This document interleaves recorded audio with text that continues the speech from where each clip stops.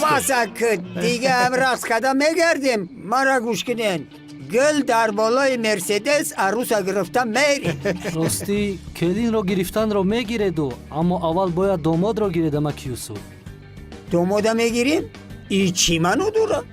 برادران وای در خونه محکم است کو акам рост мегӯям шумо домода нагирифта чӣ хел келина мегирин شیطانی نکه یوسف اول میره دومودا میگیری بعد میای کلینا میگیری فهمیدی؟ İyi khil bugün. نمک یوسف خشکی باشد مرحمت مرحمت Çi delgi.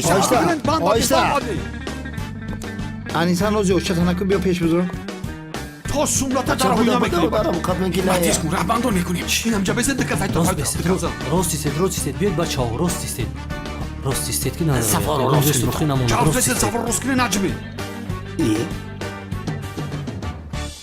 İyice çiga pay. اما که یوسف یگان چیزی مهم نیست تا پول ندهه در رو نمیکشویم ما Daravi kune ki ozi tanzim az cih mezanam. Baroy bache khidmun ham pul bitem e. تو پول аввал моро розӣ мекунӣ баъд медрои бачата мегирӣ ака юсуф ها بچه گپی خسرو من نفهمیده یا طرف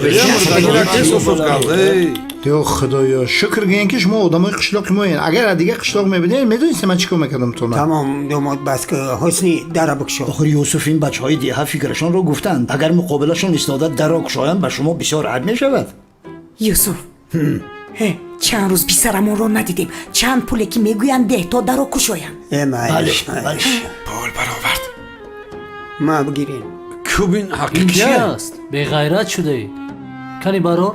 бачаи хеле мурда набуди ай бай بچه برو مردگی نکن برو مردگی نکن اکه یوسف Fogiza ban وقتی بعد karat نشد برو تیک پولا. دیگه اوخی اما هم برس اوخی раҳмати калон همشه گرفتی تمام جوانو بس است من جلال بیو امرش پسرم پدر اکنون میکشویی تو بکشور اکنه کشا کن هیچ گفتش که جوشید اگر کشاده نشود خیر یگان سوم دیگر دیند عادی هست آها با من ده برای دومو جلال زودتر Ey کشو زودتر bache tamam shit pulon ma hayba namedone.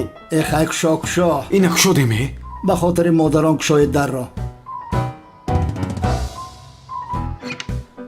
انا بیا برو шабача биё برو Bacham yo.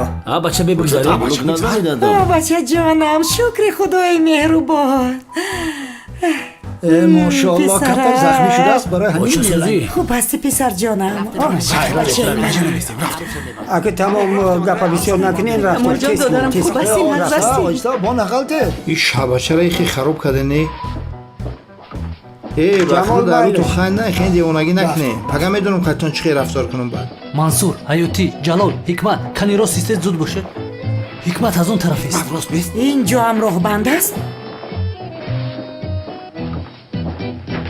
اما کسی برو رکو این دفعه برای کلین میتی Ey bache شما روزانی نه همه جا پول میگیرین. ما راهزا نیستیم اما که یوسف این رسم و اینمون از آخر میدونید کو ای بچه نه در بالا پول گرفتیم با چی میفورتون е не вай барои домод буд ака барои келинмон пул мегирем یا خدایا مرا صبر بده به خدا ای بحر همین توی میگذارم همه قزلده نیتون میکنم خاموش لعنتی بنیامین رسم و این است ای طرف کیه حیوان از طرف کلین و داماد تو تشکیلی خوب نکردی اکنون از اینجا قسم رو میگیریم پول زیاده خیمه نمیدونم. ای بحری کلین میگذارم. ای بله میدونی پدر یزنا برو حق می رابطه بعد کار کنم حساب کتاب میکنه ما آدمه یک تینی پوچک تون نمیتم. دامادا میبرم کلین تون ای خدتون سر تون بخره. نبود. ای بچه ما شرنامه کرده بودیم که مصرف های توی ای دو طرف میتیم ای طرف شهر دادیم اکا ای طرف عروس اکا اسنی بیتا اخی این چی میشود ها؟ هم دختران را دهم هم برای کشادن حجره دخترم خودم پول دهم یوسف آخران در است برآورده ده نه برور تمامه. احتیاط که بایگان $100 نبرور اخصر زنک زنک. وزمین شخص اینه 40 سومی دیگه دارم بگیرینش. خوب یا بینیم با من ده بقا با تقسیم кисимада кисам ماتا پیش ما دای در را کشاید کشاید در را کشا توتی برایت پول را دادند چندم برای در پیشی مردم مورا شرمنده میکنن جمع برشیده است ها؟ حسنی لعنتی همه وقت پیش قدم های ما دویم عقیب میمونیم آب روی آیله ما را ریزوندیم حاضی به سلاح ما بگیرم چیکار میکنی یوسف بنیامین پدرم سلاح گفت دور دور نوری برو چی شده؟ نوری تو چی گفته است؟ اولیا حضرت به شما را سگه که من او را میدارم دار گفته است. ای بای بخدا نوری کنی رفت پدرم فقط تو رو گوش میکند نگذار که با سلاح یگان کار کند. چی شد؟ وقتی که من پشت خسرم بودم راضی نبودی که نوری؟ من بهوده نگفتم جانم راست میگویم. بس هست آخر بس جنگ را بس کنه. ای برو نمیدونی بنیامین در 100 سال یک بار خواهش کردیم است. اگر کمک کنی یگان جد کمی شود. خشتم من میدونی که من گپ شما را نگفته نمیتونم. تمام رفت خیر رفت دارین رو پس گپ زنید که با پانیک نکنین اما صدا رفت جانم.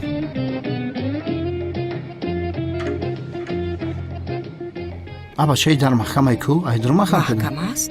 ای مادر محکم است به خدا. یا خدایا حاجی من گفتم محکمه با مرا باور نمیکنی خود میسنجی. ای وای سلاح گفت آخر چرا به خونه در اومده در او محکم کرده است؟ یکی به خودش یگان کار نکند. ای اپا تو چی ها میگویا؟ یکی خودکشی کند. از برای خود از نوکت را گیر ها؟ ای قمری برا گمش امیلی بساط یا بکش یا های گردشی فرودگاه برا نبینمد. اینم بگریز برا به خدا وعدت میتونم که در حیاتم دیگه نمیکنم تره. تمام زنوک شما چبا نمیفهمید؟ یکی ناموسش کند خودکشی میکند. ای اپا ای دختر این دمت خود گیر. با همین حالش با ما را مسئولیت میته. بچه چی دم شد؟ ای خودش رو کش این بدید. مرا پرونده؟ توبه کردم ای چی گپ بود؟ ابو ای سلاح تیر داشته کو؟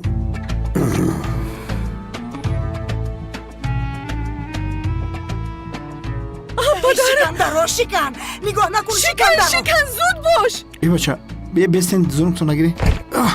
کفتم در کرده بر پدرش شکن نده زودتر. ای خشتو من نمیبینی و خیزده استومنی نمیشکنه ای در یوحانه سخت پد صبر کنین کو یه بار پدرش ندارید یزده چه جونه ساز هستی؟ سازم کمال تو چی خیلی میشود؟ ما میپرسه که خوب هستی من میدونم که شما همه دشمنی ما این بنیامین بگیریم بردارین مرا استاد خدا بزنه شما باری اولاد و آیله را ای گردن ما دیگر روز نمیشه بچی گردنت رو در جاش میگذارم. انا خوب هستی؟ شکر خدای خوب مهربان هستی ساز ها؟ نمی بسیار این نرسم نوری ساز نمی پدرتون من برفتم بچه سرم کنی این رحم و شوقت رو نسبتی من نداره نه بلا بزنه شما را نه ترس رو اگر محمد میتوانی من با تو باور دارم مردک. ای نوری لعنتی بسیار گم نزن که از بجایم در تره میشکنم کنی مردک جان کنی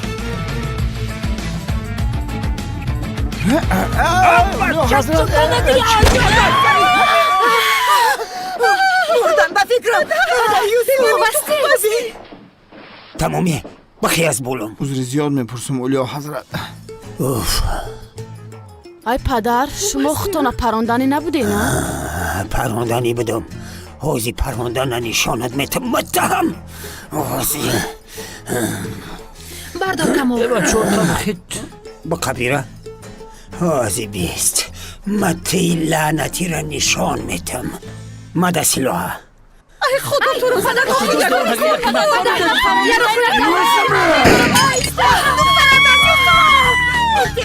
شما مرا دیوانه کردیستین در همین خانه یگم مدمی ساخ هسته یا نه ابو چی شد؟ ای بای بخم چی شد؟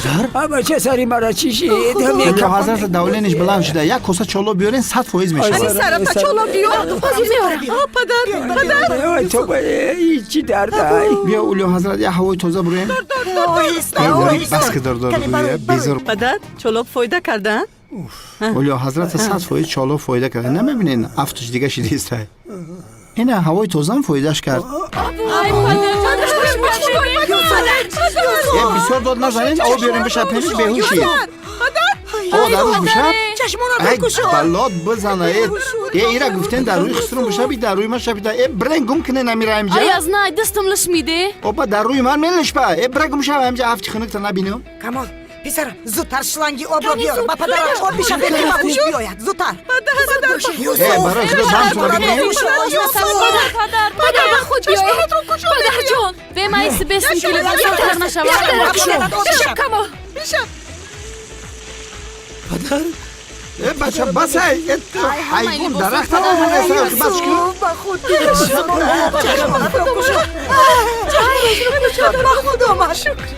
کنی زودتر او را به خونه بریم لیباسش رو عوض کنید من بودو کنم